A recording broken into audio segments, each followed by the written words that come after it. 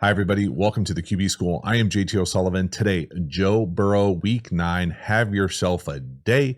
Locked in, fired up. Let's get it going. Welcome to the QB School.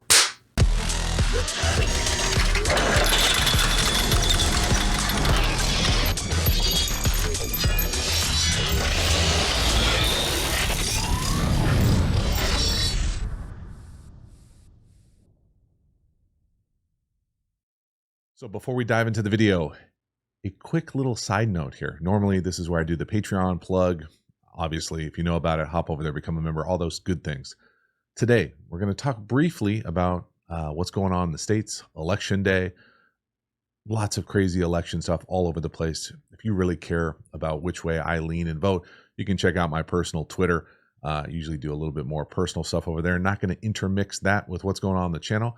What I am going to tell you to do, besides for going to vote and using this platform to promote that, if you haven't voted already and or the next time you vote, I personally recommend getting there right when the polls open.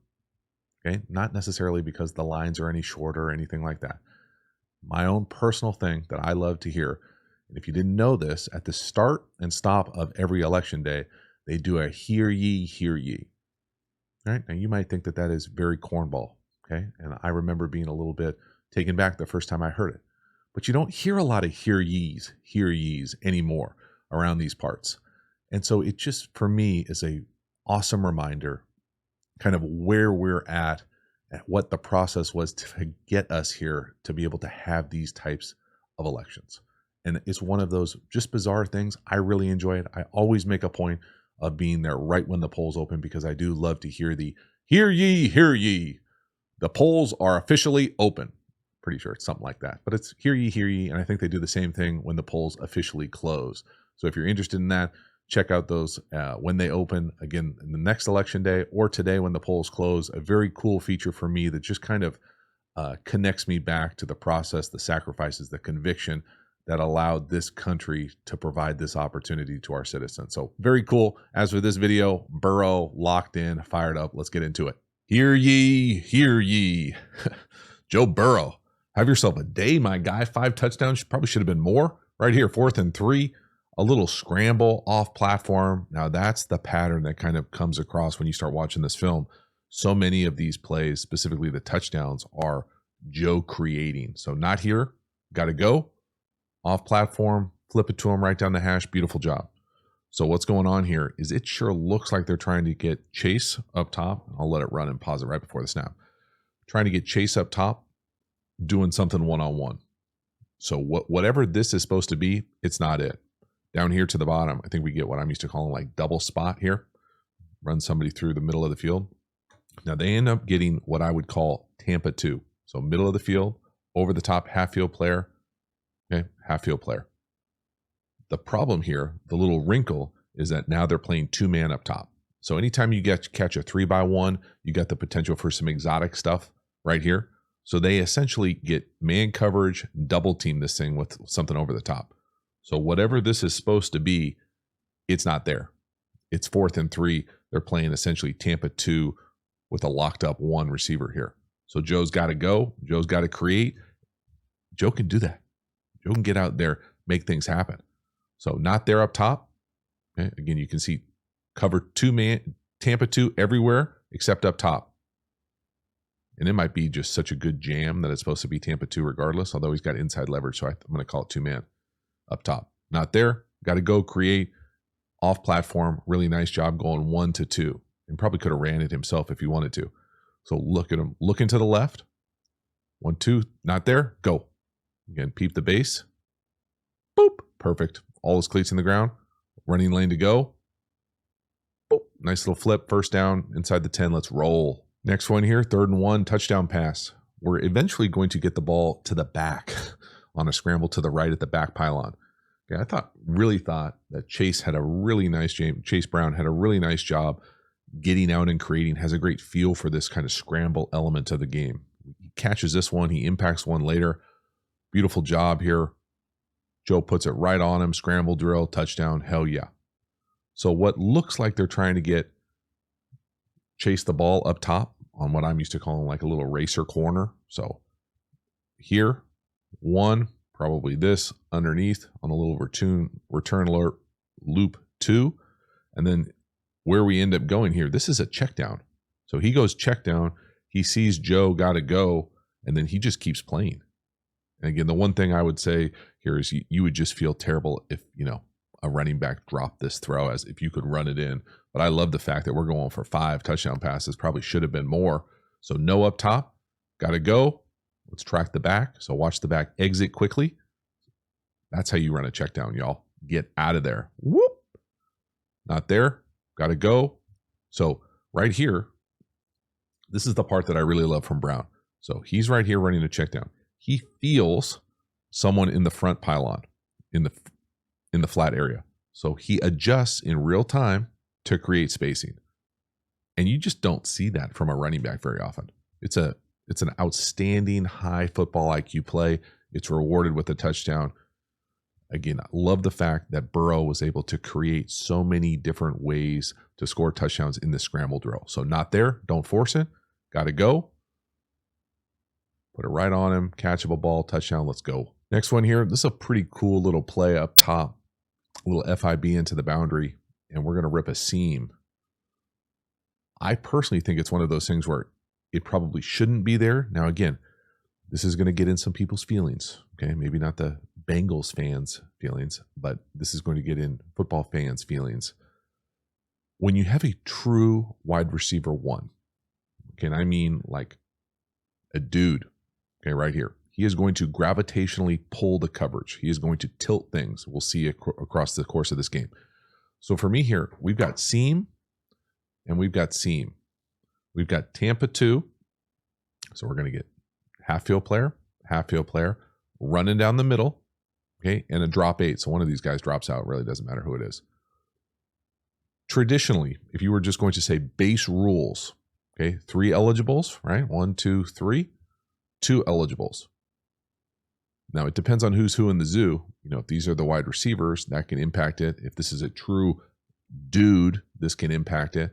But normally, base rules for most defenses would turn the Mike linebacker type to the 3rd eligible. So he would open this way.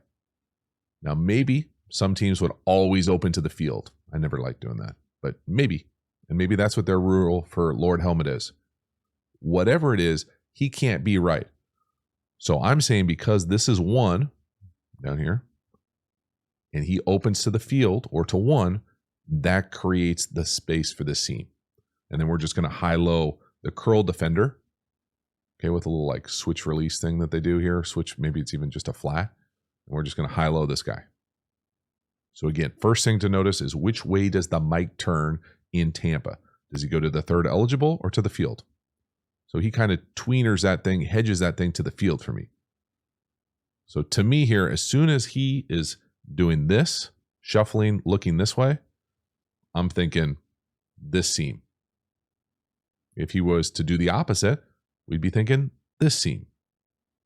So his technique tells us where to go or where the space should be, and then it's right on him.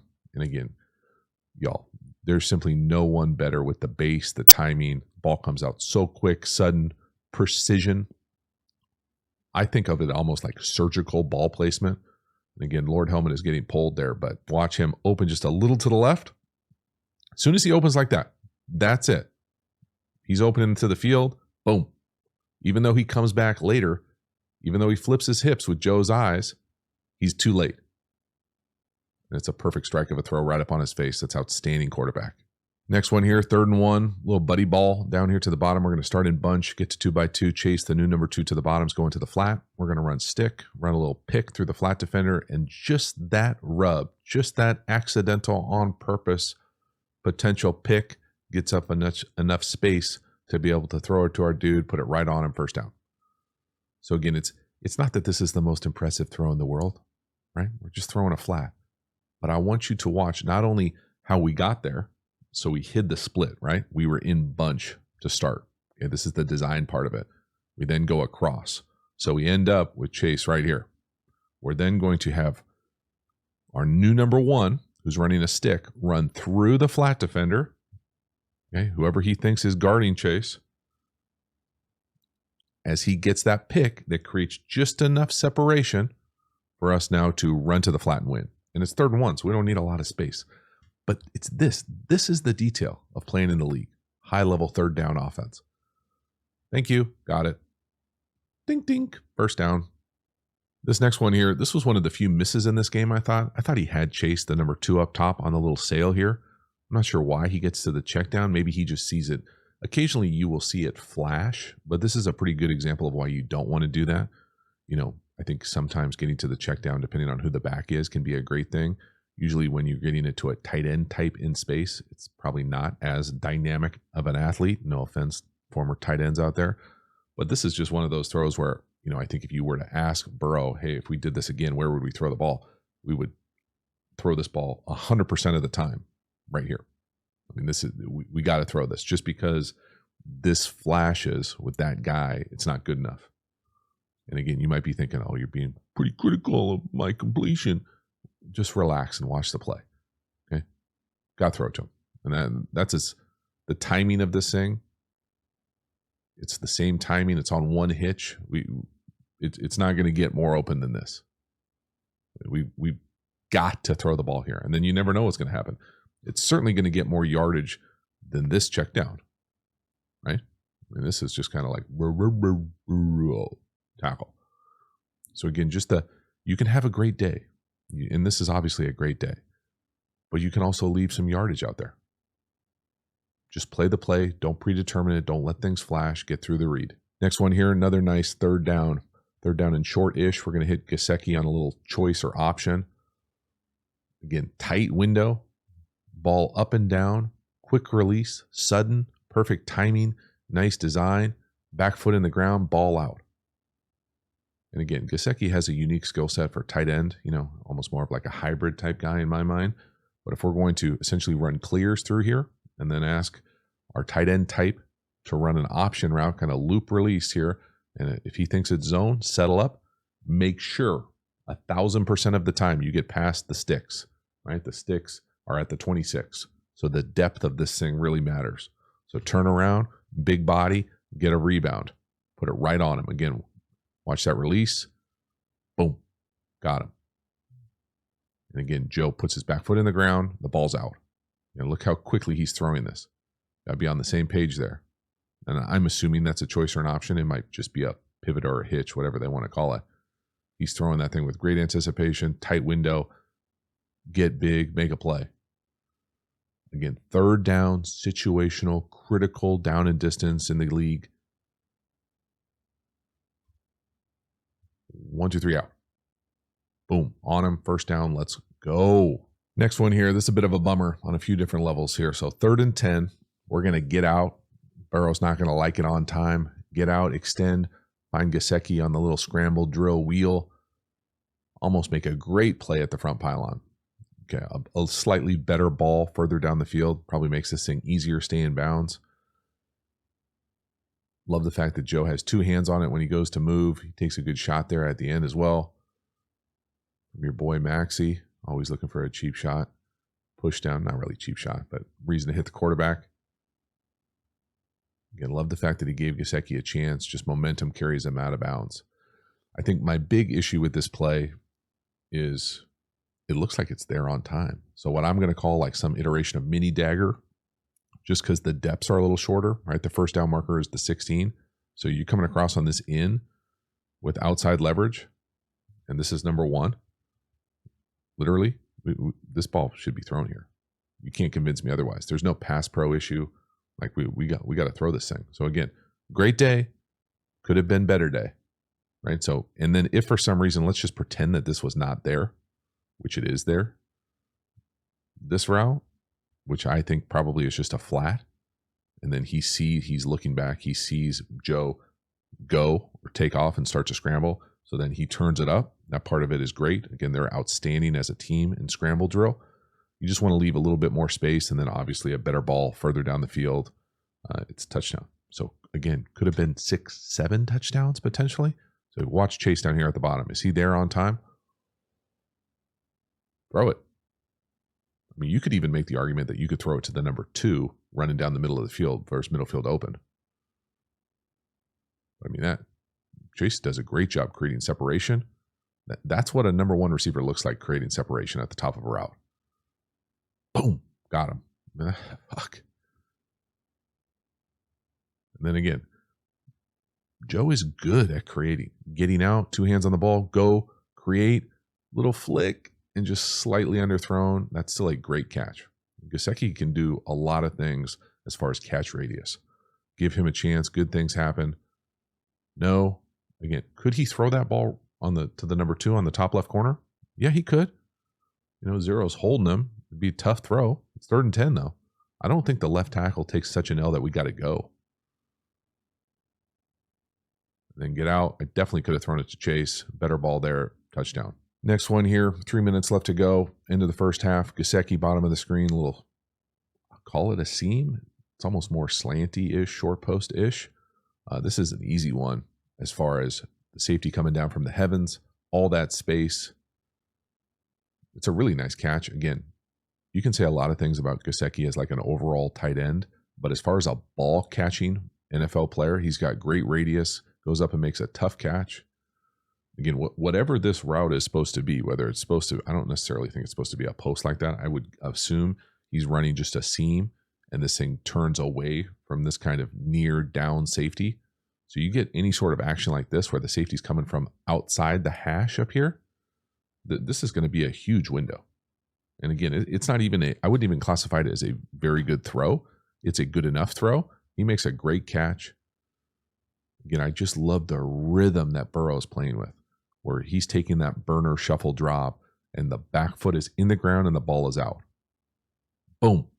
Again, you can see him sink.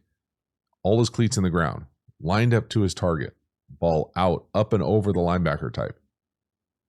And that's a hell of a catch. I mean, that is a hell of a catch in the middle of the field.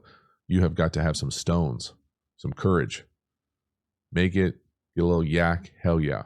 Next one here, touchdown pass. We're going to throw a little shallow to the number 2 up top. Burrow's working left to right. Nice little pocket movement.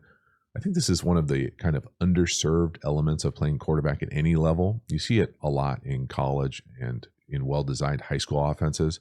But these are easy touchdown passes where guys are running into the end zone. So he makes a great play to leap and get in here.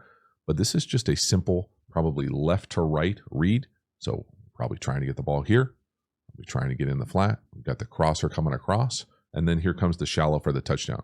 And so you can see here how everything is constructed as a runaway right to left. So you would almost certainly read this thing 1 all the way across the field right. And 1, 2, 3, 4.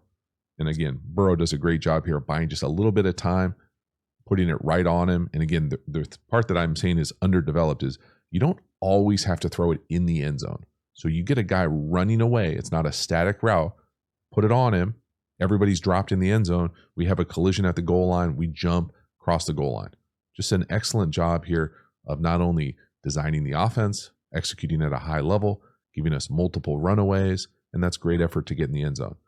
It's just a lot of good offense. Now, you also have to acknowledge who they're playing. Okay, I get it. Okay, putting Lord Hellman in a tough bind there. Got no chance. Reach out. Whoop. All right, into the second half. Guess what we're going to get? Hank alert. Hank alert. And it is a clinic clip of Hank. Golly. So many different levels to it here. We're going to talk. First thing here to notice is Burrow looks like he's alerting, checking, killing, whatever their process is to get to the play that he wants. So you almost have to do that in Hank. We're then going to read over the ball to who covers over the ball. So boom, there it is. So there's the sit over the ball. Watch 5 match to it. So as 5 matches to it, guess what that tells us? That tells us what side we're going to work the hook flat. So no, boom, there it is. Watch how sudden Burrow does this. 1, 2. I mean, it's perfect. And I hate this play, but this is perfect. If you're going to run Hank, which you shouldn't, but if you're going to, it has to be like this. So again, Hank, over the ball. Curl or hook, flat, hook, flat. And I'm not doing great jobs of drawing that, but it should be coming back to the ball. Again, 1 is the over the ball. 2 is who takes away the sit over the ball. We know it's 5 here. So that makes the number 2. If this is 1, this is 2. And that's exactly what happens. And again, the only reason this play is good at all here is because they're getting country cover 3. So spot droppers, third, flat, hook, curl, hook, curl. Okay. And so again, when this guy drives, it creates the huge window for this crummy play to work. And this is why people keep running it. And I have to keep talking about it. Sit, hook. There it is. And again, you can see the space that's manipulated by the defense playing country cover 3. So if you can get there and you have a quarterback who can identify it and play multiple plays at the line of scrimmage like this, you can see Burrow go. Okay, we got it. Probably saying alert. Ball's out. Over the ball 1. Who takes him away? 2. 1, 2, sudden, put it on him. There you go, Hank. Next one here, another touchdown pass, another scramble throw, probably working the little racer down here to the bottom. Chase Gesicki on the under, not there, got to go, no back line. The back, Brown clears it out for the tight end. So again, I talked about how Chase Brown has a great feel for this. We're going to pay attention to the back here as a check down. Watch him. So Joe goes to scramble right there. Watch Chase Brown in the flat, fast, clear it out. That speed from the back pulls the underneath coverage and allows the tight end to just kind of leak into the end zone. Again, Joe Burrow, touchdown pass off a scramble drill. Just a really nice job. So what I'm used to calling this little racer concept, you call it whatever the hell you want. There it is. The back line here, running the little back line, none of it's there. Okay, pass pro wise, if we go full, he's coming across. He keeps going as we scramble. So now Joe's out this way, scramble, and the tight end, block, and leak right in there. So the spacing of their scramble, just outstanding. Just a really nice job from this unit all day, scramble-wise, because there's nothing really there, red zone offense, a number of times. So no, got to go. Great job from the back. Nice feel from the tight end, and we got a touchdown. Again, Joe Burrow, extending, playmaker, create. Don't force things in the red area. No. Get out and do you. Make good decisions. No. Yes. Hell yeah. Next one here, another touchdown pass. 2nd and 11, another scramble. Can't pick up Crosby on the little TE. Get out, create, find Gesicki in the back corner. Just another beautiful job from this unit, from Joe Burrow, protecting the ball, pocket movement. Get out, create, 2 hands on it, eyes downfield, find Gesicki in the back line. Just a beautiful job. I mean, it just, how many times can you see it in one game? Scramble, touchdown. So again, what looks like it's just a simple seam. I think we're running like some version of spot or something down here. We've got to go. Okay, he doesn't just bail and get out of there, right? He puts his foot in the ground, comes back, gets up into the pocket. Again, what I'm saying here is this little TE is we're here, and then Crosby just wrecks this thing. The right guard can't pick it up, so we've got to be evasive here. And as we're evasive, we're on the move, 2 hands on the ball, but our eyes are downfield. And Gesicki does a great job here at the back line. So when he gets back to the back line of this thing, he doesn't run out of bounds. He doesn't get pushed out of bounds. The coaching point that I usually talk about when you're in scramble drill in the end zone is, and it's not universal at every stadium, but for eligibles to play the top of the logo. So if you play the top of the logo, it gives you a little bit of grace here with your feet so that when you go to make a turn, okay, you're not getting pushed out of bounds. And that's the worst thing that you can have happen. So watch Gesicki at the top of this thing. First, let's watch your boy Crosby here go on this little inside loop. That's going to be the issue. Right guard just can't quite come off fast enough to pick it up. Joe's got to go. Now watch Gesicki. He's the number 2 at the bottom. So run the seam. Do not get pushed out. Tight turn. Look at him tight turn that thing to the left. Put the blinker on. Get out there. Great job from Joe. Again, on the move. Scramble. Touchdown pass. There's not a lot of, now there are some later, but there's up to this point, we haven't had a lot of scheme touchdown passes. This is Joe creating, using his eyes, his vision, his athleticism. Love it. Next one here, just so you think, this isn't a love fest. Put some of the not great throws on here as well. Just a little flat, naked keeper. Now, could we catch this? Sure. But could and should this be a better throw? Absolutely. I think Joe probably plays this a tick fast. I think these throws are significantly easier if you can get going downhill towards your target. And what I mean by that is going to your left, coming out here, throwing this flat. As a quarterback coming off this fake, if you can get just a little bit more going towards here, as opposed to just turning and throwing, and he doesn't even really go that hard. He goes more like he gets right into it and throws it. It can feel like you've got to put it on him quick, and that's better than waiting. But it's almost better to just kind of get yourself going so you're in a little bit more of a rhythm towards your target, as opposed to sometimes when you're so open like this, you rush it, you don't make the throw that you think you should. So again, just if he could get going at the top of that thing, instead of throwing it right there, see how he's going sideways still? I want him getting downhill towards his target and then throwing. So a little too sideways, a little bit harder than it has to be. Could the guy catch it? Sure. It'd be a circus catch. He'd probably fall. Still, we can make a better throw. He probably expects it of himself to make that throw all the time. We just miss it right here. Next one here. I put this one on here just because I've been loving up the back on his scramble drills here. We get a different back in there, and this is an absolute bloodbath of pass protection. Pass protection is not passive. Watch the running back. Try to pick up the stunt. Bam! Damn, bro. That's dangerous. We can't be getting blasted back into the franchise's legs there. So you got no chance to play quarterback like this. It's not possible. So we're running a little fake screen down here to the bottom. Fake screens hit. Now this is kind of a bit more of like a traditional flood with the sail coming to you. But we catch zero here. We got an opportunity for big plays, lots of spots.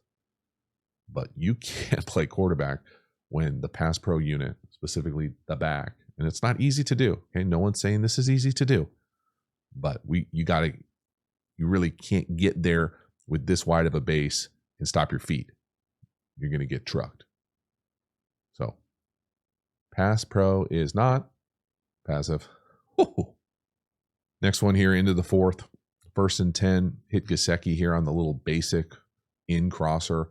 I'm used to calling this spot cross. This is a really nice job here. Closed man. Love in breakers. Again, just looking at the leverage, you can see Gesicki 88 on the top right. Look at the leverage of the defender. See how he's outside leverage? You can see the stripe on the helmet. That means we should have the in breaker. There it is. And again, the rhythm, the timing, the accuracy, whether that's an in, basic, cross, it doesn't matter.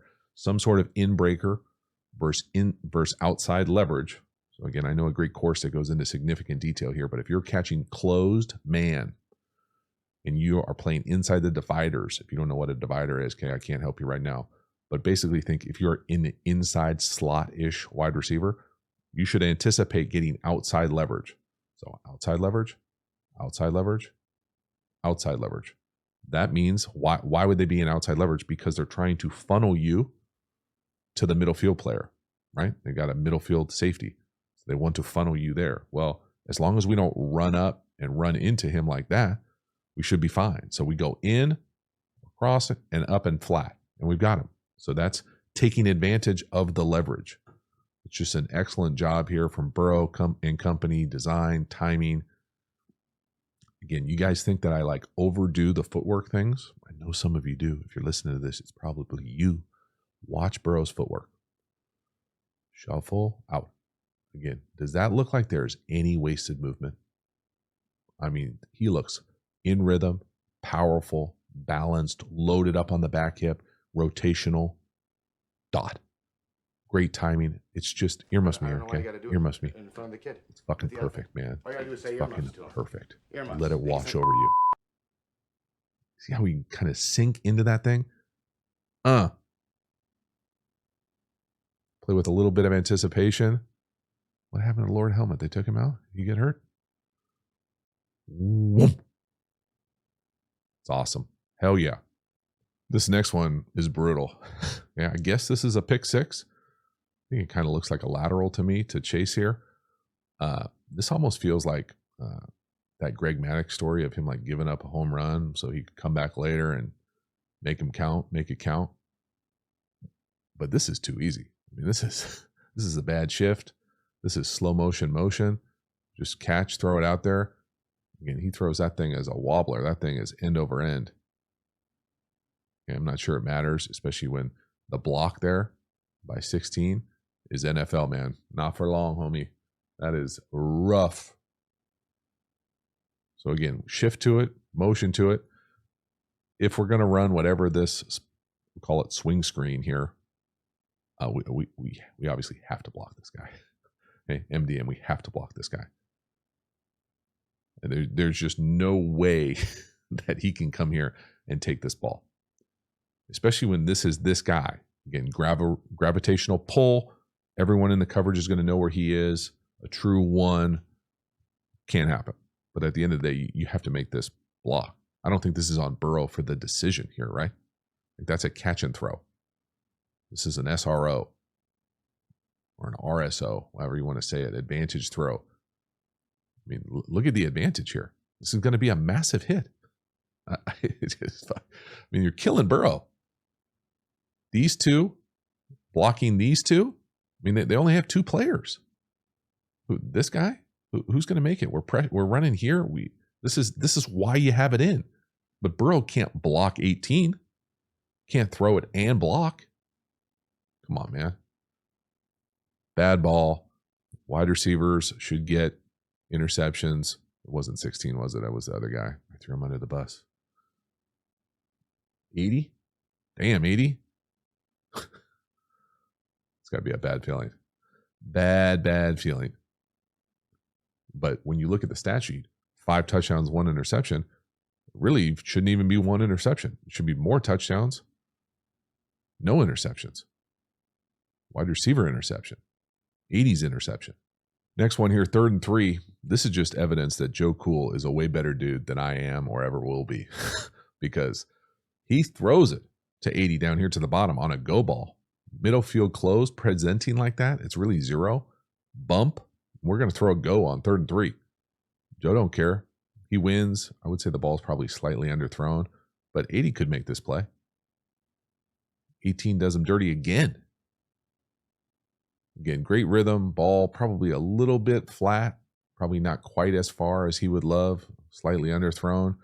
I think if Joe had to do this over again, not only would he never throw the ball to 80 ever again, but you probably would go inside. So again, it's 3rd and 3.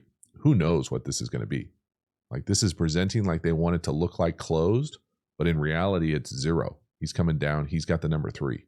And with that kind of off coverage, and you've got anything breaking in, you probably want to go there. Again, this is Chase. I throw it here most times as well. 88's having a day. I sure as hell wouldn't throw it to this guy. Again, better dude than I am. Allows him to go make a play, aggressive down the field. They've had a lot of success over the years throwing these types of balls, being aggressive. The ball's probably a little underthrown, still hits him in the damn hands. Could have been a big play on 3rd and short. So again, 80. You see 88 here. Gesicki, he's there. Boom. Hot. Put it right on him. Chase wins on the inside leverage, kind of short post or slant. So we got multiple winners. We're blocked up. We aggressive down the field. Just don't hook it up. Next one here, 3rd and 6. Massive touchdown pass up top to the number 2, Gesicki. This is just world-class design. It's also a perfect example of what a true wide receiver 1 does to a defense. It makes people lose their mind. So they're running a fake arrow or swing screen. So that's that flat where you have the other eligibles out there blocking MDM.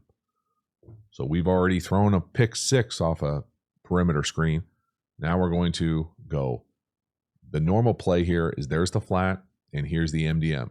Most dangerous man. That's who you're blocking. What they do here is they run the fake off of this.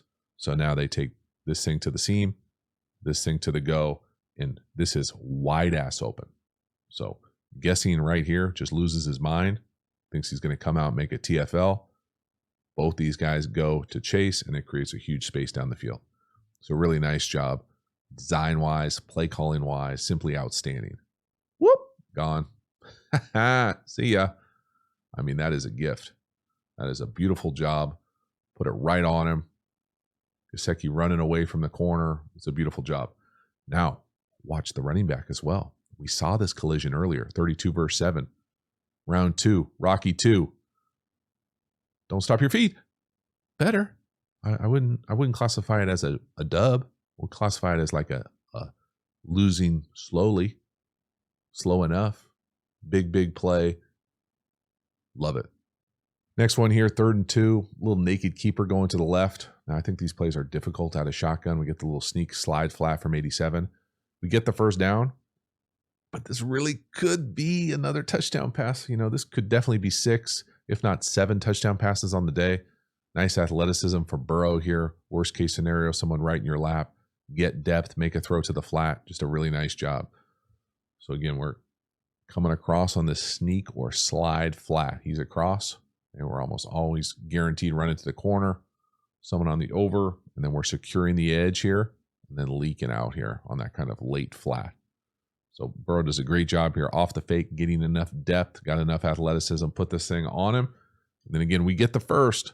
But man, what was a great day could have been an even crazier day with a couple of these touchdown passes late.